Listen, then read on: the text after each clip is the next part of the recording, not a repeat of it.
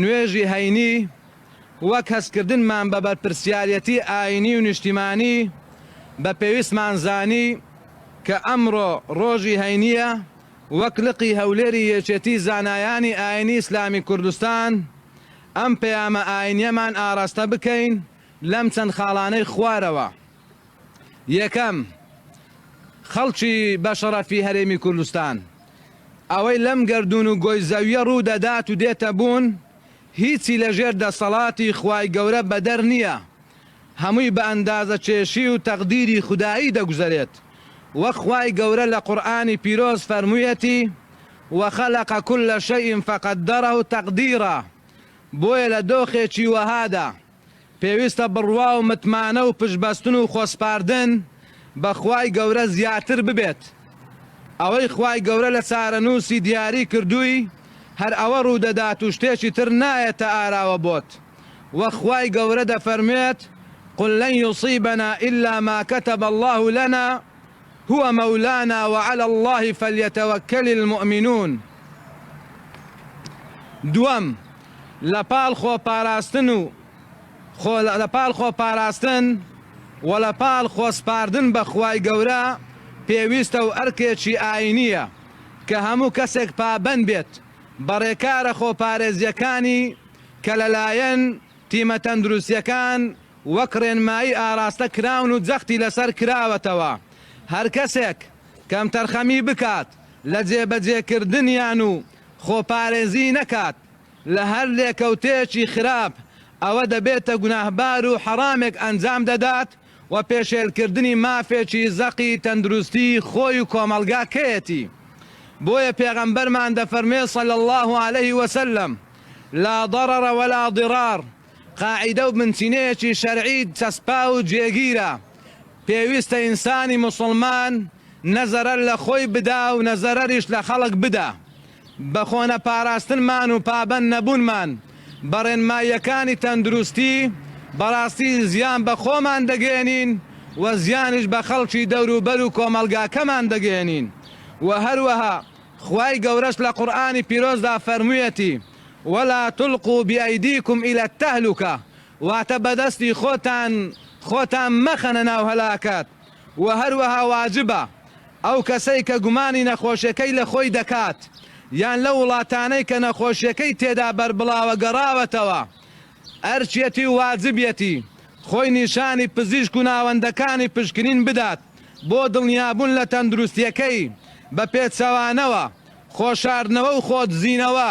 گوناهباربوون و دەرچوونە لە فەرمانی خودا و پێغەمبەری خودا صلی الله عليه وسلم لەبەر ئەوەی زیانێک دێتەکایەوە کە زیانی لە بۆ تەنانەت نەفس و گیانی مرۆڤەکان دەبیت. بۆیە لەم سۆنگەیەوە دەستخۆشی لە حکوومەتی هەرێمی کوردستان دەکەین کە زۆر بە توند و تۆڵی قۆڵیان لێ هەرماڵیوە بە تەنگ مەسەلەکەون و ڕێکار و بڕیار و هەنگاوی زۆر پێویستیان ناوە. تەنانەت زۆر لە وڵاتە پێشکەوتوەکان تا ئێستا بەم هەنگاوانە ڕانەگەیشتون. تەنانەت وڵاتانی وەکو ئەڵمانیا، فەڕەنسا، زۆر لە وڵاتە پێشکەوتوەکانی دنیا ئەو ئامادەسازیەی کە حکوومەت کردی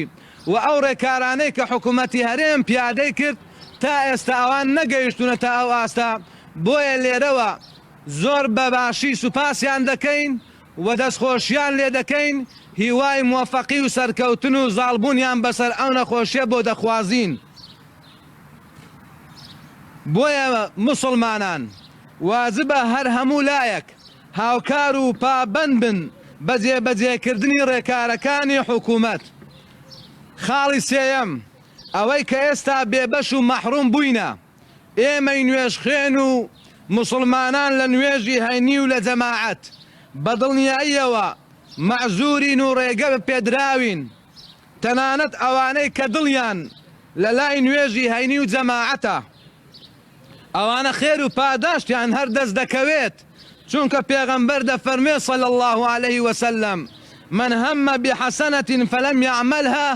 كتبت له حسنة. واتە هەر کەسێک چاکەیەکی بە خەیاڵدا بێ چاکەکەی بکات بەڵام نەیتوانی بیکات بۆی ئەنجام نەدرا ئەو کەسە چاکەکەی لە بۆ دەنووسرێ وهروها پیغمبر فرمویەتی صلى الله عليه وسلم نية المؤمن خير من عمله واتە ئەو نیاز و مەبەستەی لە ناودڵی ئیماندار هەیە لە بۆ کاری چاکە ئەوەیان باشتریشە لە بۆی لەو کارێک کە ئەنجامی دەدا. لەو ڕوانگەیەوە ئێمە وا تێدەگەین ئەمڕۆ کە ئێمە مەعزورین لە ئەنجامدانی نوێژی هەینی و نوێژی بە کۆمەڵ خوای گەورە ئاگادارە کە بە عوزرە بۆیە تکامان وایە و ئومێدمان وایە لەژێر ڕۆشنای ئەو فەرمودانەی پێغەمبەری خودا صلی الله عليه وسلم خێر و پاداشتی نوێژی جەماعەت و نوێژی هەینیمان لە بۆ بنووسرێت هەروەکو داوا دەکەین لە خوای گەورە لە کاتێکی زوودا دەرگاکانی مزگەوتمان لە بۆ بکاتەوە ئەو نەخۆشیە ڕاو بنێ ببیتە سەبەبی خێر و خۆشی و ئاوەدانبوونی ماڵەکانی خۆی. خاڵی سێیەم لە دۆخێکی ئاوادا پێویستە زیاتر بەرەو تەقوای خوای گەورە بچین.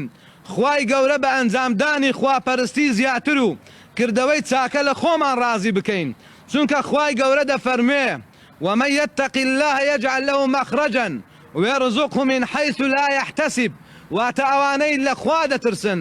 ڕێگای خواپەرستی و تەقوای خوای گەورە دەگرنە بەر خوای گەورە دەرگا و کەلەن و دەرچەی خێر و خۆشیان بۆ ئەکاتەوە. بۆیە لە پاڵ ئەو پەرستش و کارە خێرانەی ئەنجام دەدرێن. ئەم چوار کارە زۆر کاریگەرە بۆ ئەوەی لەم ناخۆشیە ڕزگار ببین. ئەو چوار کارانە کە لە ڕوانگەی دینەوە و فەرمودەی پێغەمبەری خواوە صلى الله عليه وسلم و لە قورئانی پیرۆز و بە تێگەیشتن و نەسیحەتی عولەمایانی سەحابە و تابعین هەتا ئەمڕۆ ئەم چار کارانە لە دۆخێکی ئاوادا زۆر کاریگەرە بۆ ئەوەی خوای گەورە ئەو ناخۆشی و ئەزیەتە لەسەر ئێمە و کۆمەلگای مرۆڤایەتی هەڵگرێ. یەکەمین تکامان وایە ئەوانەی گویان لە دەنجی ئێمەیە ئەوانەی کە لە کوردستان دەژین و لە زمانی ئێمە حاڵی دەبن بەردەوام بن لە نزاکردن و پاڕانەوە بەو پەڕی ملکەتی و تەوازوعەوە لە خوای گەورە بپارێنەوە بۆ لاچوونی ئەم ناخۆشی و دەردەسەریە چونکە پێغەمبەر فەرموویەتی صلى الله عليه وسلم والدعاء ينفع مما نزل ومما لم ينزل واتە دوعاکردن و پاڕانەوە لە خوا سوودی هەیە لە بۆ ئەو بەڵانەی کە دابەزیوە و ئەو بەڵانەی کە هێشتاش دانەبەزیون. وإن البلاء لينزل فيتلقاه الدعاء فيعتلجان إلى يوم القيامة. دەفەرمێن بەڵایەک دێتە خوارەوە بۆ سەر زەوی ئەو دوعانەی کە ئێمە دەیکەین ئەو دوعانەی ئێوە دەیکەن لە خوا دوعاکان لەگەڵ بەڵایەکان دەکەونە زۆرانبازی هەتا ڕۆژی قیامەت زۆرانبازیان لەگەڵ دەکەن دەبنە ڕێگر لەوەی ئەو بەڵایەنە پەر ببن بێنەوە سەر زەوی ئەزیەتی خەڵک بدەن. خاڵی دووەم داوای لێخۆشبوون و ئیستیغفارکردن بکەین لە خوای گەورە.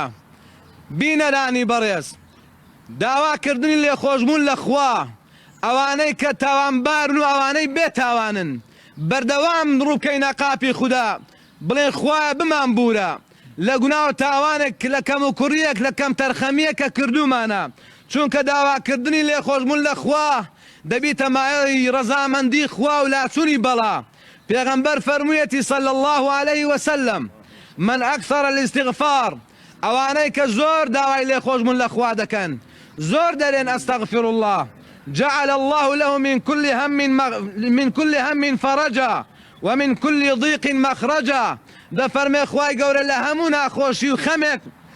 خۆشیەکیان لە بۆ دەینیت و لە هەموو تەنگ و چەڵەمەیەک دەرچەیەک و ڕزگاربوونێکیان لە بۆ پیادە دەکا و دێنێتە ئاراوە.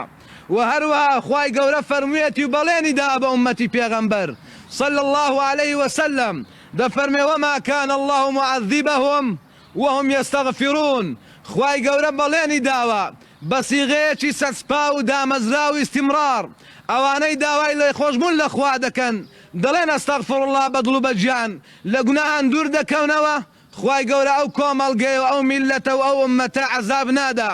بۆیە داوای لێخۆشبوونمان لە خوا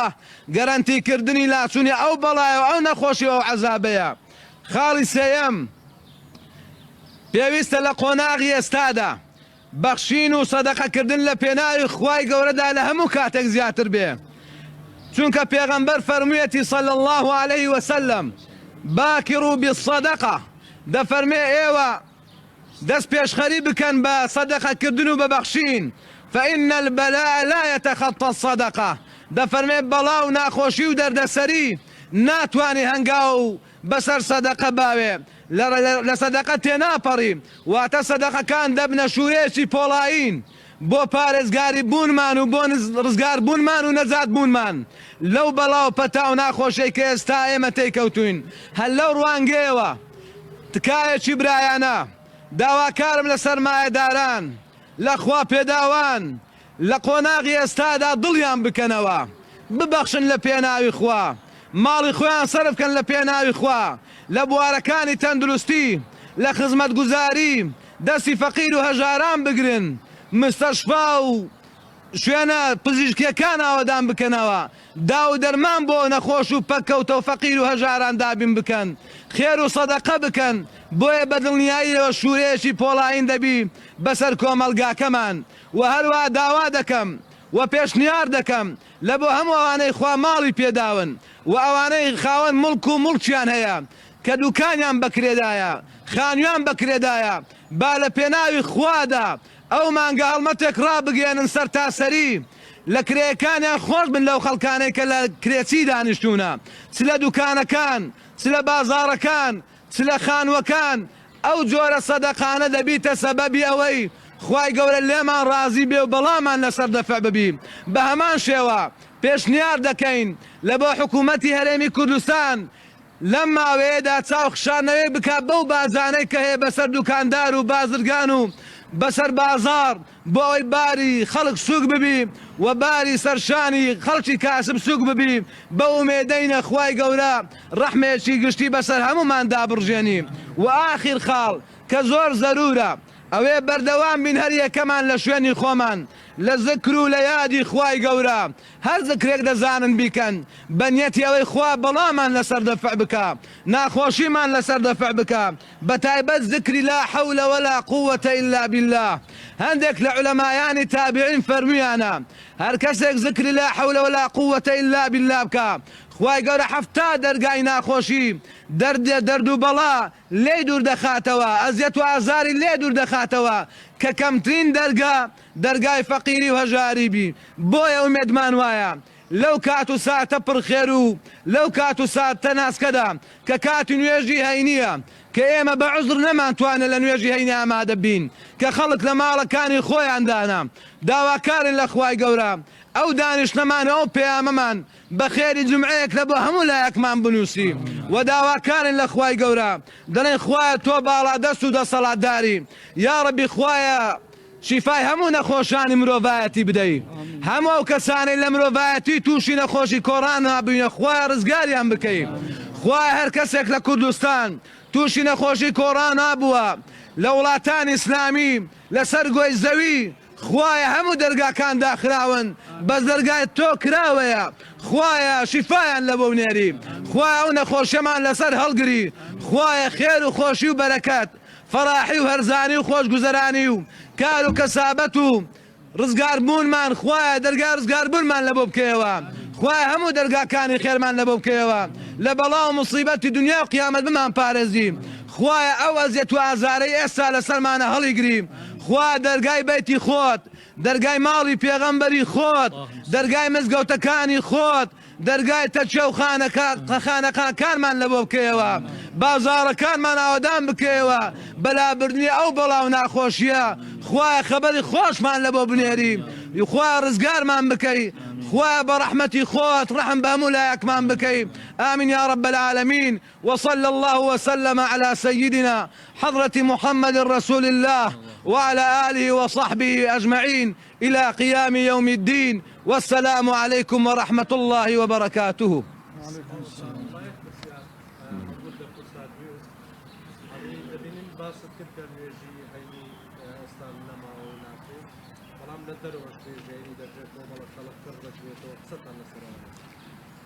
وەکو ئاماژەمان پێدا لە ڕاستیدا پێویستە هەموو لایەکمان پێشی هەمان ئێمە وەکو زانایانی ئاینی و خەڵکی نوێژ خوێن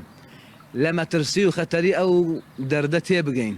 چونکە زۆر ترسناکە ئەوجا لە لای ئێمە و بە تێگەیشتنی ئێمە بەڕاستی ئەنجامدانی گربوونەوەکان ئەودا چل ناو مزگەوت بی لە دەروێ مزگەوت بی زەرەر و زیانی خۆی هەیە بۆیە تکامان وایە معزورین تحمل بکەین هەتا خوای گەورە و عەزاب و ناخۆشیمان لەسەر کەشف دەکات و لا دەبات.